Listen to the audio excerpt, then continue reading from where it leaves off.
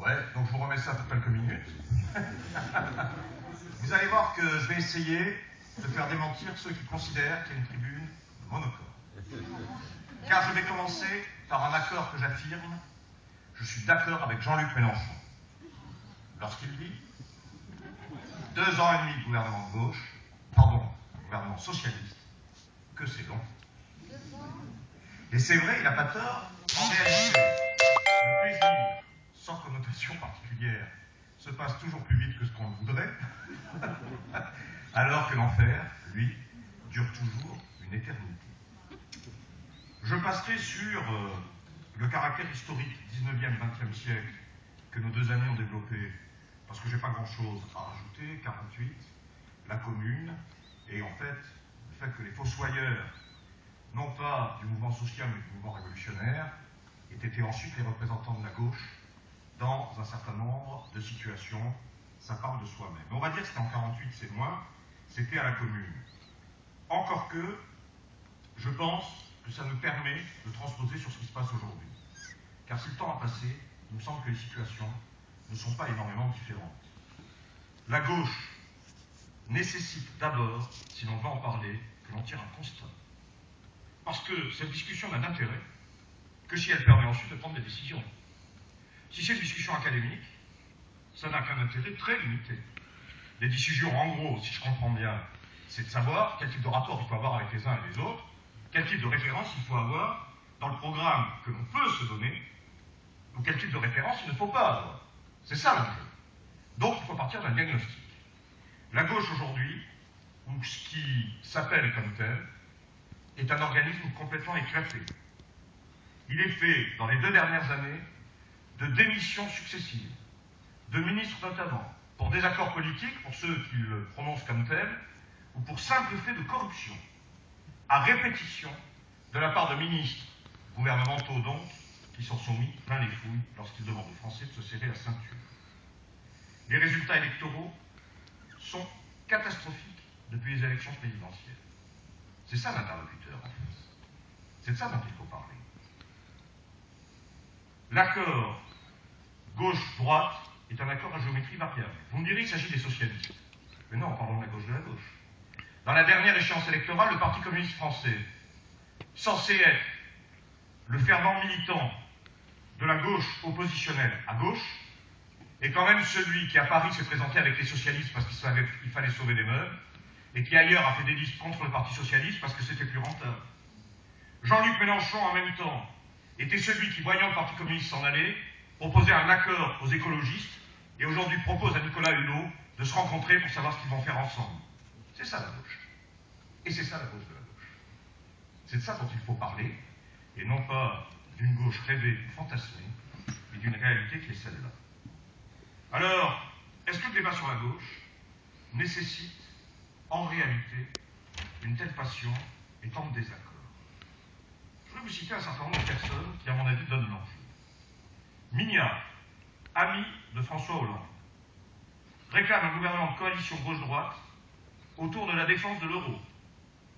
Car droite et gauche ne peuvent plus régler les problèmes l'une sans l'autre. C'était dans le Figaro du 3 novembre. C'était dans le Figaro du 3 novembre. Valls, Bayrou. La volonté d'un gouvernement de coalition est ramenée à sa juste valeur.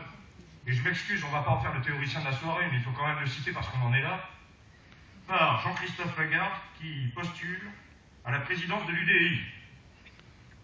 Et lui, il donne la réalité du débat, qui n'est pas un débat sémantique, qui est un débat très pratique.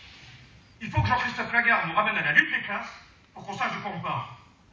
Qu'est-ce qu'il dit? Il dit « Je pense que nous risquons une explosion sociale. Et je ne vois pas comment nous allons passer les 30 mois qui nous séparent de la prochaine élection présidentielle comme ça, sans qu'il n'arrive rien. J'en ai le sentiment, dit-il. J'espère me tromper, mais cette résignation et cette exaspération, cela peut donner une révolte ou une révolution. Avant de mettre des points sur les i, sur la volonté, à gauche, d'un gouvernement d'union nationale, pour s'inscrire dans la lutte des classes, contre la lutte des classes, comme à la Commune de Paris, comme en 48, il précise le problème, en parlant de Valls, c'est qu'il n'a pas la base politique ni la base sociale pour faire ce qu'il veut. Valls nous invite à venir vivre dans une maison commune dont il est le seul habitant. Voilà l'enjeu de la discussion. À mon avis, la discussion sur la gauche n'est pas ailleurs. D'autant plus que la discussion, elle est très pratique. C'est Hollande et sa triple imposture lorsqu'il est élu. Vous me direz, ce sont les socialistes. Mais j'en ai déjà réservé une dose pour les autres, je vais y revenir. Parlons d'eux qui sont au pouvoir. C'est une triple imposture sur la question européenne avec Merkel, on va en parler cet après-midi. C'est une triple imposture sur la question de la finance. Mon ennemi, c'est la finance, le meeting du Bourget. Jamais la finance n'a été aussi bien servie. C'est une triple imposture sur la question de la morale. Rappelez-vous la tirade qui avait de la gueule. Moi, président, lui, président. Ça a été les ministres qui s'en foutent plein les fouilles, qui sont obligés de démissionner. Et ça a été des scandales à répétition, comme jamais il n'y en a eu qui marquent la Ve République, comme les plus beaux scandales de la Ve République. Et puis, ça a été dans les pas de la gauche européenne, qui pourtant a marqué son histoire. Blair et Schröder, ces gens sont tellement imbéciles qu'ils ne tirent même pas les enseignements de leur histoire. Ils ne tirent même pas les enseignements qui démontrent qu'ils vont eux-mêmes à leur propre perte pour servir le capital.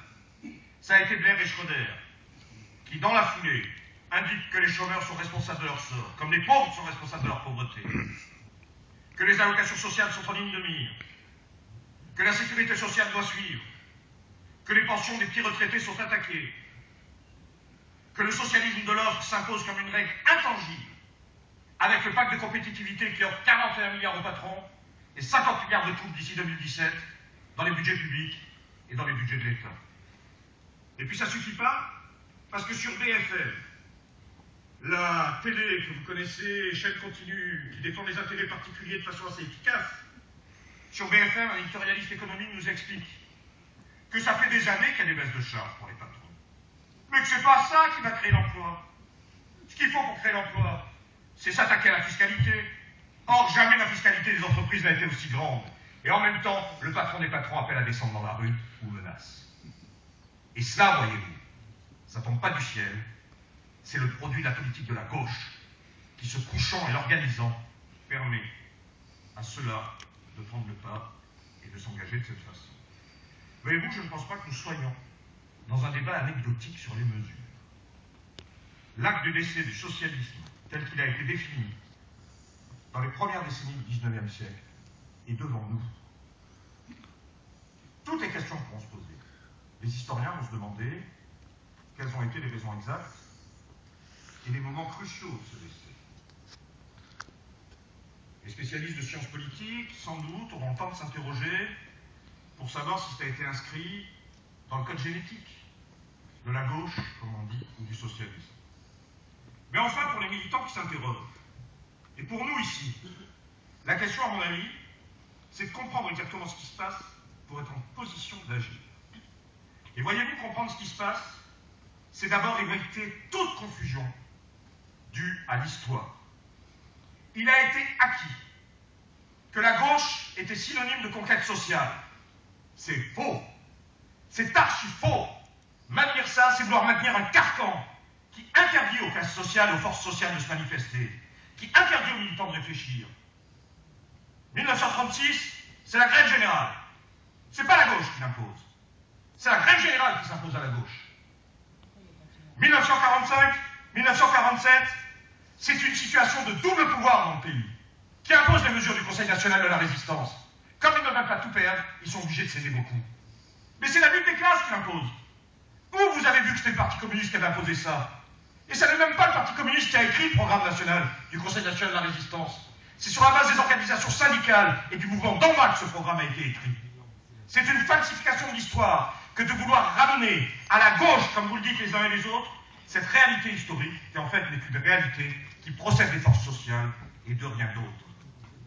En réalité, l'erreur, à mon sens, c'est d'assimiler la gauche et les classes sociales. Les classes sociales sont une réalité dans le rapport de production. La grève générale a imposé en 1936, en 1945. La grève de Renault a imposé en 1947 les mesures qui ont été appliquées. Ce ne sont pas les représentants de la gauche qui ont imposé quoi que ce soit. Ils ont dû appliquer ce que le mouvement et ce que la lutte des classes leur a imposé. Ne pas comprendre ça, à mon avis, a des conséquences pratiques.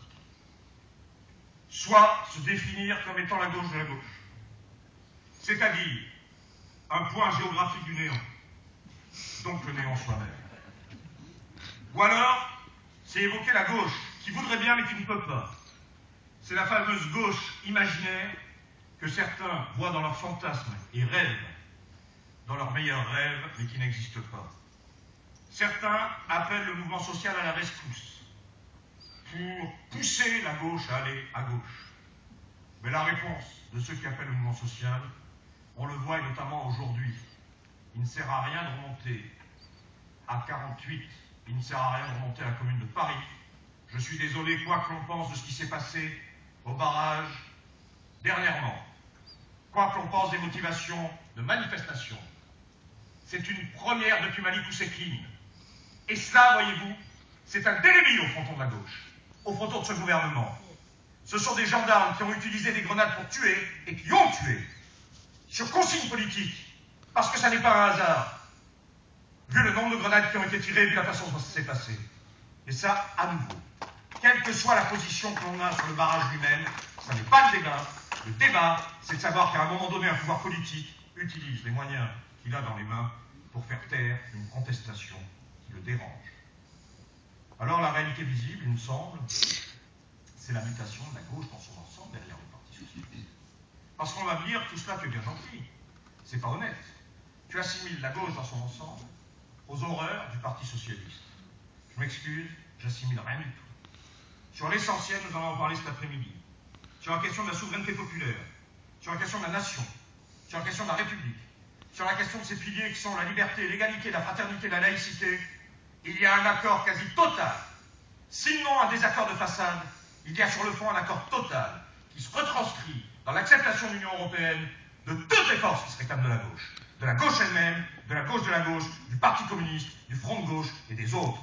Le reste, ça n'est que pour amuser la galerie, ça n'est que pour donner le change, ça n'est que pour créer le trouble. Sur le fond, ce sont les actes qui comptent, et les actes, nous les connaissons. Il y avait d'un côté ceux qui disaient il faut boycotter ces élections parce qu'elles sont illégitimes, parce que c'est la question de notre souveraineté, c'est la question du droit de notre peuple à décider de lui-même qui est en cause. De l'autre côté, il y a ceux qui disaient peut-être que vous n'avez pas tort, mais qui allaient se présenter, qui allaient cautionner, et qui allaient, avec leur liste, appeler les électeurs à voter. Il y a là un clivage, je suis désolé, qui est un clivage de fond, et celui-là, personne ne peut le gommer. Alors on nous dit, il y a le danger du Front National. Et face au danger du Front National, on ne peut pas, c'est l'argument au sein du PS, c'est l'argument à la gauche de la gauche, on ne peut pas prendre le risque du néant parce que le Front National guette et la fascisation du pouvoir n'est pas loin. Tout le monde aura compris que cela, c'est à nouveau un argument pour mieux camoufler la réalité. Le Front National, c'est pas l'antisystème. Le Front National aujourd'hui, c'est la pierre angulaire du système. C'est ce qui va permettre aux uns et aux autres de tenter de réaliser le vœu auquel ne croit pas Jean-Christophe Lagarde et qu'appelle Manuel Valls de tout prix. La tentative, au nom du danger, soi-disant fasciste, la tentative de créer un gouvernement d'union nationale contre la classe sociale et contre les revendications qui peuvent s'exprimer.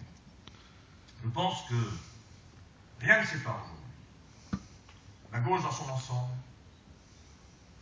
de la droite dans ses particularités. Rien ne les sépare. Bien sûr, c'est douloureux. Bien sûr, pour ceux, et c'est tout le monde en gros. Ensuite, chacun réagit avec les délais qui sont les siens et fait sa propre analyse. Qu'est-ce que vous voulez que je vous dise? Donc c'est douloureux de reconnaître que ce dont on s'est réclamé soi-même pendant des années n'a rien à envier à ce qu'il y a de plus pire dans l'ennemi qui est en face de soi. Il n'y a pas de différence. Il n'y en a aucune. Il n'y en a aucune ni dans le personnel politique. Il n'y en a aucune ni dans le programme, et je vais plus loin. Il n'y en a plus pratiquement aucune ni dans l'électorat des uns et des autres. Il y a ici un sondage. Je voudrais vous en donner quelques lignes. Évidemment, ça ne vaut que ce que valent les sondages, mais enfin ça existe. Donc on peut quand même en dire un mot. Quand on parle de tous, parlons de celui-là. Pour chacune des propositions suivantes, êtes-vous très favorable, favorable, etc. Baisser les impôts et réduire les dépenses consacrées aux services. C'est un sondage, paraît-il, représentatif au sein d'électeurs de gauche, PS, PC, Front de gauche, Vert. Êtes-vous plus ou moins favorable, très favorable 61% des sondés se déclarent favorables. La baisse des impôts et la baisse des crédits attribués aux services. Réduire les allocations des chômeurs, qui refusent 3 offres d'emploi successivement proposées. Mais il n'est pas fou, Rebsamen, quand il en parle. Il sait qu'il y a ça derrière. 55% des électeurs de gauche disent qu'ils sont pour la réduction. Je dis qu'il n'y a plus de différence sur le fond politique, ni du personnel, ni du programme, ni des électeurs. Voilà le néant. Et face à ce néant, il ne sert à rien d'appeler les vieilles chimères pour essayer de se rassurer.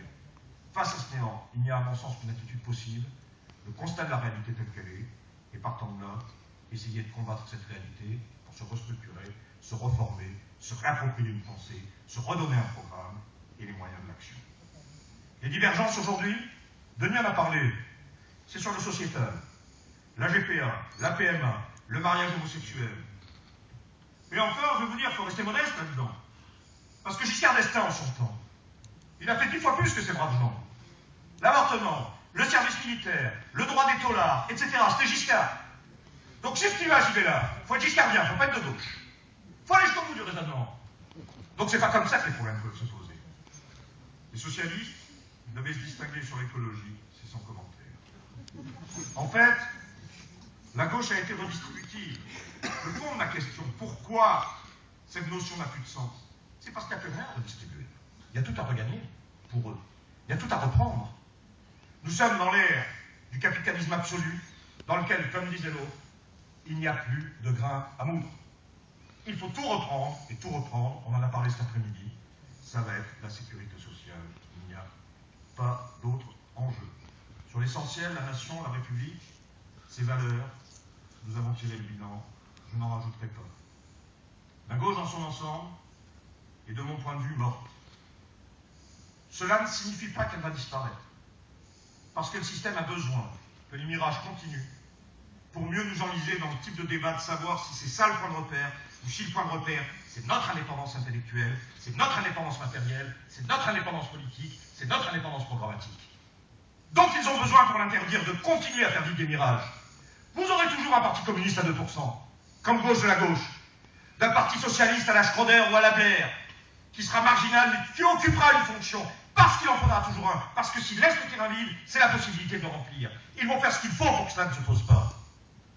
C'est à nous de ne pas tomber dans le piège, et de savoir que ça n'est que sur une base indépendante, à mon sens, qu'il est possible de se réorganiser, de se réapproprier, de se restructurer.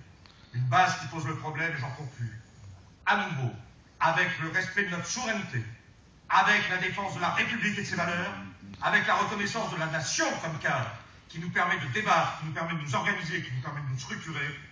Bref, un programme qui permette de se donner les moyens politiques de notre indépendance et du droit de notre peuple à décider de lui-même et pour lui-même. À mon sens, voilà quel est l'enjeu, et voilà pourquoi la question de la gauche doit être balayée intellectuellement et programmatiquement.